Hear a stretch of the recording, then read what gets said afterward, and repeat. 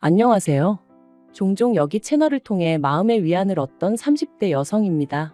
하지만 여지껏 제가 남의 이야기를 들으며 울고 웃을 줄이나 알았지, 제 이야기를 하게 될 줄은 몰랐는데, 답답한 마음을 속 시원히 털어놓고 위로를 받으려니 여기만한 곳이 없네요. 비록 제 얼굴이나 이름은 밝힐 수 없지만 그래도 아끼는 동생이 겪은 일이다 생각하고 들어주시면 감사하겠습니다. 좋은 이야기도 아니고 친정부모님도 저만큼이나 이번 일로 마음을 많이 다치셨다 보니 더 이상 두 분 앞에서 약한 모습은 보이고 싶지 않아요. 남편하고는 대학 시절부터 알고 지내던 사이였어요. 하지만 급속도로 관계가 진전된 건 제 나이 29 겨울이었습니다. 모처럼 야근 없이 칼퇴를 하던 날이었기에 빨리 집에 가서 쉬고 싶은 마음뿐이었는데 대학 동기에게 연락이 오대요. 자기가 너무 우울해서 그렇다며 와서 위로 좀 해달라고요. 좋은 일이면 차라리 피곤하다 솔직히 말하고 집에 갔을지도 모르겠는데, 풀죽은 동기의 목소리를 들으니 차마 피곤하다 소리는 못하겠고, 그래서 어쩔 수 없이 동기를 만나러 갔어요.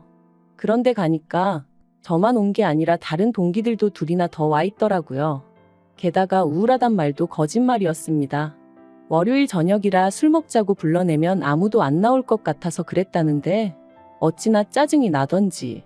하지만 어쨌든 자리가 만들어졌고 걔 중에는 남편도 있었는데 남편하고는 꽤나 오랜만이었거든요.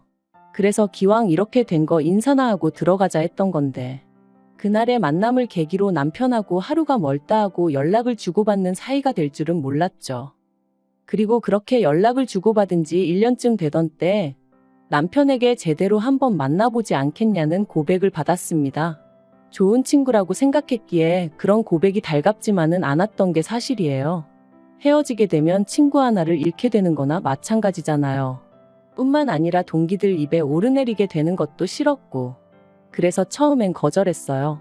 지금 이 정도 관계가 딱 좋은 것 같으니까 앞으로도 좋은 친구로 남아달라면서요.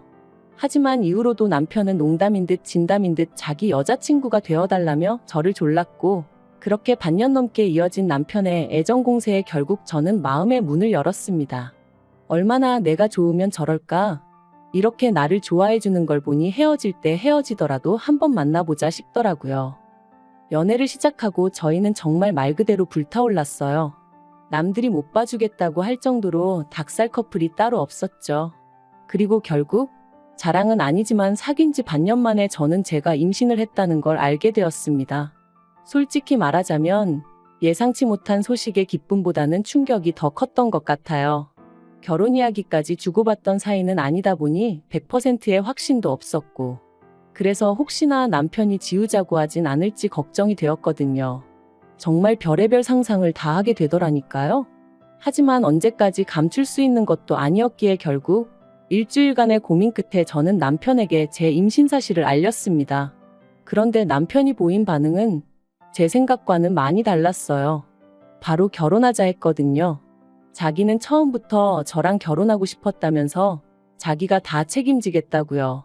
그제서야 비로소 마음이 놓이면서 어찌나 눈물이 나던지 주변 사람들도 의식하지 못한 채 한참을 울었답니다. 하지만 진짜 고비는 그 다음부터였어요. 딸 가진 부모가 죄인이라는 말이 이런 건가 싶을 정도로 저희 친정 부모님께서 저자세로 나가기 시작하셨거든요. 사실 남편이나 저나 객관적인 조건만 따지고 보면 크게 차이가 날 게 없었는데, 그럼에도 불구하고 시부모님께선 당신들이 원하던 며느리감이 아니라는 둥, 제가 당신들 아들을 채갔다며 날강도가 따로 없다는 둥 막말을 해대셨는데, 그런 시부모님 앞에서 친정부모님께선 제대로 반박 한마디 안 하셨거든요. 그래서 제가 왜 그런 이야기를 듣고도 가만히 계셨냐니까 다 저를 위해 그러셨다는 거예요. 시댁 쪽에서 갑자기 결혼 못 시킨다 하면 말 그대로 제가 신세 망칠까봐 그러셨다나요? 그리곤 덧붙이시길, 아무리 세상 사람들이 요새 파혼이고 이혼이고 흠이 아니라지만 요즘엔 혼수로 혼전 임신해 간다지만 그래도 어른들 생각엔 그런 게 아니다 하시더라고요. 그리고 그렇게 말씀하시는 친정부모님께 제가 무슨 말을 할 수 있었겠어요? 이날이 때까지 잘 키워주셨는데 하루아침에 제가 다 망쳐놓은 것 같아 죄송한 마음뿐이었지요. 한편 신혼집은 양쪽 부모님께서 반반씩 부담하여 장만해 주시기로 하셨습니다만 양가 다 이런저런 사정으로 돈을 마련하는데 시간이 필요한 상황이었어요. 그래서 일단은 원래 지내던 대로 지내다가 신혼집이 마련되면 그때 살림을 합치기로 했죠. 그리고 며칠 뒤 저는 어디 드라마에서도 못 들어본 말 그대로 거지 같은 소리를 들었습니다. 하루는 어머님께서 저한테만 연락을 해오셔서는 따로 좀 만났으면 좋겠다고 하시더라고요. 그래서 바로 그날 저녁 퇴근하고 어머님을 만났는데 어머님께서는 제가 언니 부부와 같이 지내고 있다는 얘기를 들으셨다며 언제부터 그렇게 살았는지와 같은 것들을 물어보시더라고요. 그래서 저희 친정부모님이 귀농하신 이후로 언니랑 둘이 살다가 언니가 결혼하고선 셋이 살게 되었다 말씀드렸어요. 그랬더니 저더러 언니네 부부 사이에 꾸역꾸역 얹혀 사는 이유가 뭐냐는 거예요. 꾸역꾸역이라는 표현이 듣기에 거슬렸지만 얹혀 사는 건 제가 아니라 언니네 부부라고, 언니네 부부가 사정이 있어서 나가질 못하고 있는 거라고 말씀드렸죠. 하지만 어머님이 계속해서 아무리 그래도 형부라는 사람하고 너는 피 한 방울 안 섞였는데 한 집에 있는 게 이상하단 생각은 안 드냐 하시질 않나?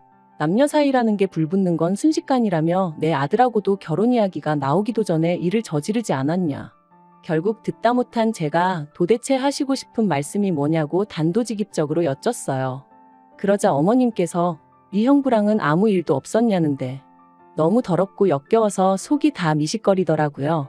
그리고 지금 돌이켜 생각해보면 아줌마 제정신이냐고 하곤 그 얼굴에 물이라도 한 잔 끼얹었어야 하는데 그땐 정말 화가 나는 것도 나는 거지만 뭐랄까 이런 말을 들었다는 자체가 치욕스러워서 손발이 다 부들부들 떨렸거든요. 그래서 간신히 드라마 좀 적당히 보시라고만 했네요. 정상적인 사람들은 그런 생각은 못한다고, 도대체 평소에 뭘 보고 들으시길래 그런 역겨운 생각을 하시는 건지 이해를 못하겠다고 말이죠. 이후로 저는 그렇게 먼저 자리에서 일어나 도망치듯 카페에서 나왔습니다. 그리곤 바로 남편에게 연락해 방금 어머님을 만났다며 어머님이 하신 이야기를 전했죠. 하지만 남편이 보여준 반응은 너무나 실망스러웠습니다. 일단은 만나자며 자기가 저 있는 곳으로 오겠다길래 그때까지는 그래도 역시 남편은 내 편이구나 싶었는데 기껏 와서는 저를 차에 태워놓고 한다는 말이, 시부모님이 예전부터 남편한테 기대가 크셨는데 이렇게 번갯불에 콩구 어먹듯 장가를 가겠다고 하니 얼마나 속이 상하시겠냐는 거예요.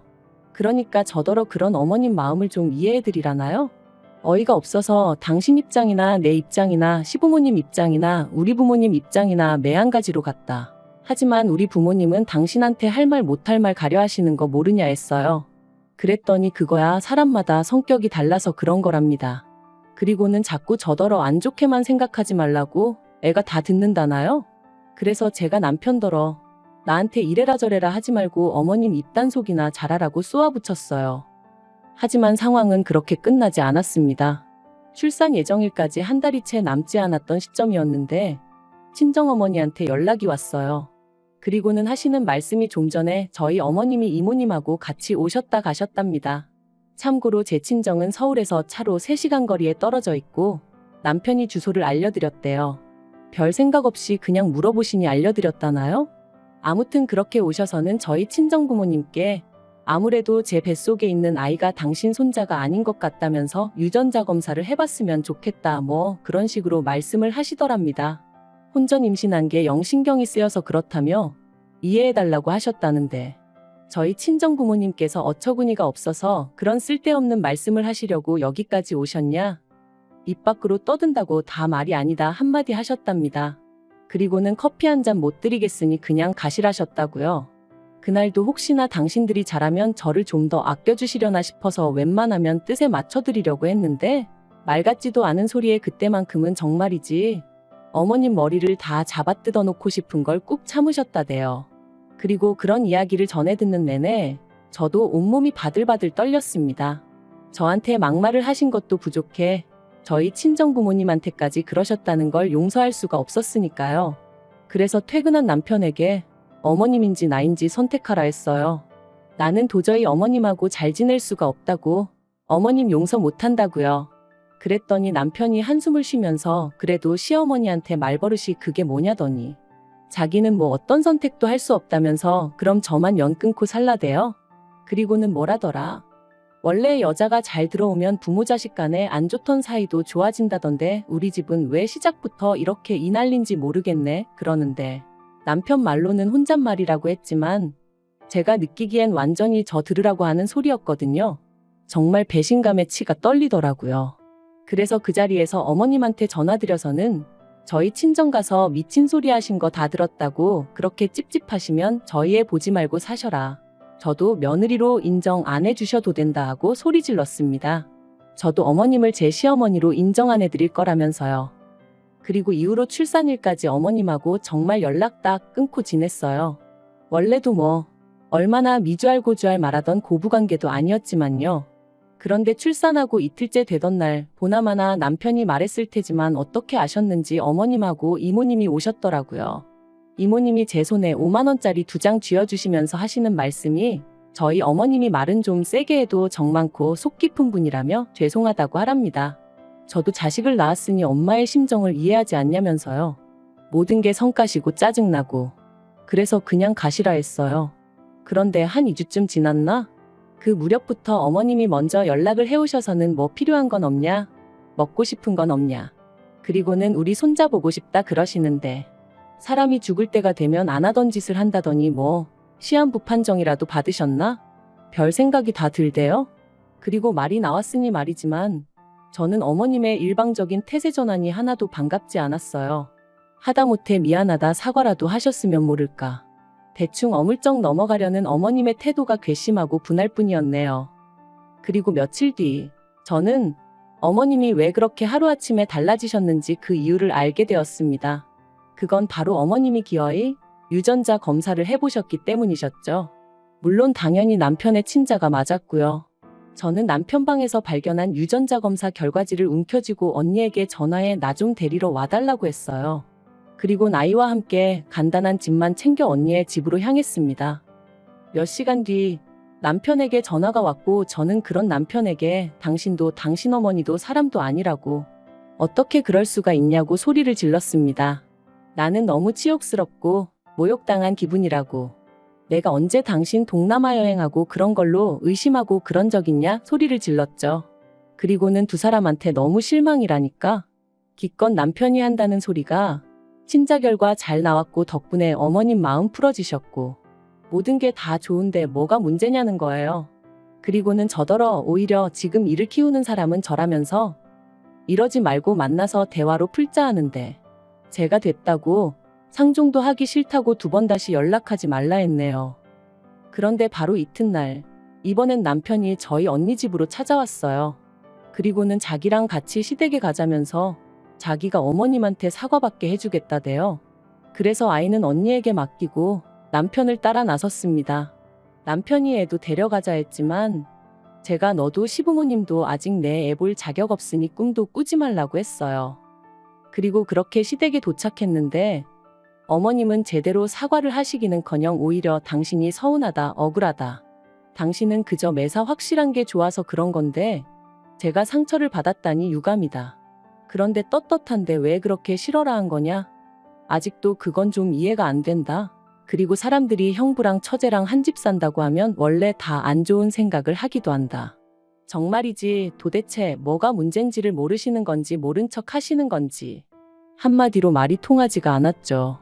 그래서 제가 그런 어머님께 그런 반대로 제가 남편하고 아버님하고 유전자 검사 좀 해보자고 하면 어머님 기분 안 나쁘시냐 했어요. 그랬더니 어머님이 제 예상보다 더 당황해하시며 갑자기 네 시아버지가 왜 나오냐고 그러시는데 찰나였지만 뭔가 있나 싶더라고요. 그래서 다시 한번 말 나온 김에 한번 해보자고 했습니다. 어머님 말씀대로 확실한 게 좋지 않냐고. 옛날에는 병원에서 애가 바뀌는 일도 허다했다던데 지금 보니까 아버님하고 저희 남편하고 하나도 안 닮은 것 같다고. 아버님은 키도 크신데 남편은 키도 별로 안 크고 정말 이상하지 않냐면서 이참에 한번 해보자 했죠. 그랬더니 어머님이 저더러 적당히 하라며 소리를 지르셨는데 그때 아버님께서 어머님더러 뭘 잘했다고 자꾸 소리만 지르냐며 저더러 그래 그 유전자 검사하면 네 시엠이 용서해 줄 거냐 하시대요. 그래서 그러겠다 했죠. 그런데 그렇게 아버님 칫솔을 받아 챙겨 현관을 나서는데 어머님이 쫓아나와 제 핸드백을 낚아채려고 하시는 거예요. 다만 제가 운동신경이 좋다 보니 바로 피해서 뺏기진 않았지만요. 그리고 그런 모습을 보곤 남편이 어머님더러 지금 뭐 하시는 거냐고 한마디 하니까 아버님 칫솔을 내놓으라대요. 너무 수상해서 절대 못 드린다 하고는 저도 그때부터 죽자고 뛰었습니다. 그리곤 큰 길가까지 나와서 남편을 기다리고 말고 할 새도 없이 택시 타고 집으로 향했죠. 이튿날 남편과 함께 유전자 검사 의뢰를 했어요. 남편은 저더러 쓸데없는 짓을 한다며 자기는 아버님이랑 입맛도 똑같고 어쩌고 해댔지만 하나도 귀에 들어오진 않더라고요. 2주라는 시간이 어찌나 더디게 흘러가던지 1년 같은 시간이 흐르고 결과지가 집에 도착했네요. 당장이라도 뜯어보고 싶은 마음이 굴뚝 같았지만 꾹 참고 남편과 함께 시댁으로 향했습니다. 어머님은 그 어느 때보다 초조해 보이셨는데 그런 게 제 눈에만 보였던 건 아니었나 봐요. 아버님이랑 남편이 어머님 떨어 어디 아프냐 왜 그러냐. 그리고 마침내 온 가족이 테이블에 둘러앉아 봉투를 열었는데 역시나 제 예감이 맞았습니다. 남편하고 아버님은 친자 사이가 아니더라고요. 껄렁껄렁한 농담이나 던지고 있던 남편 얼굴은 순식간에 사색을 띠었고 어머님은 정말 땅바닥만 보고 계셨어요. 그리고 그때 아버님이 그런 어머님더러 역시 그 자식 애였냐며 두 분 사이에 뭔가 있구나 싶어서 남편더러 먼저 나가자 했는데 남편이 저더러 너 먼저 나가라며 자기는 이렇게는 못 간다고 하대요. 그래서 먼저 나왔어요. 솔직히 말하자면 어떻게 흘러가는지 궁금하긴 했지만 개족보 집안에 괜히 얽혀서 좋을 건 없잖아요. 그리고 이후의 일은 정말 어디 드라마에서나 볼 법하게 흘러갔습니다. 일단 저는 남편과 혼인신고가 되어 있지 않았어요. 이것도 어머님 때문이었죠. 당신 손자가 아니라고 생각하셨으니 진작에 혼인신고하겠다는 저희를 아주 입에 거품 물고 반대하셨거든요. 그래서 덕분에 아이는 오롯이 저만의 아이였고 그래서 저는 남편과 어머님을 고소했습니다. 변호사를 만나보니 갓 태어난 아이의 머리카락을 엄마인 제 동의 없이 잘라간 것만으로도 충분히 문제거리가 된다더라고요. 하지만 이게 다가 아니에요. 아버님이 어머님하고 이혼하기로 하셨거든요. 아버님이 어머님더러 몸만 나가라고 그러면 저희 남편은 계속 아들로 여기고 지원해 줄 건 해주겠다 하셨다나요? 그리고 당신 아들이라면 껌뻑 넘어가시는 어머님이셨으니 결국 조용히 몸만 나가기로 하셨답니다. 이제 소중한 아들과 평생 같이 사셔야 될 텐데 좋으시겠네요. 그리고 저는 남편한테고 어머님한테고 저희 애 죽어도 안 보여줄 겁니다. 제가 아예 능력이 없는 것도 아니고 저 혼자 제 아들은 얼마든지 책임지고 잘 키울 수 있어요. 어머님한테도 저는 누구처럼 뻐꾸기 짓은 안 할 거라고 했더니 아주 손을 바들바들 떠시더라고요. 진짜 뭐 눈에는 뭐만 보인다더니 당신이 그런 전적이 있다 보니 저도 그럴 줄 아셨나 봐요. 아무튼 남편이고 어머님이고 이 호칭도 오늘로 마지막이고 다신 부를 일 없을 겁니다만 아무튼 더러우니까 이제 우연이라도 마주치는 일은 없었으면 할 뿐입니다.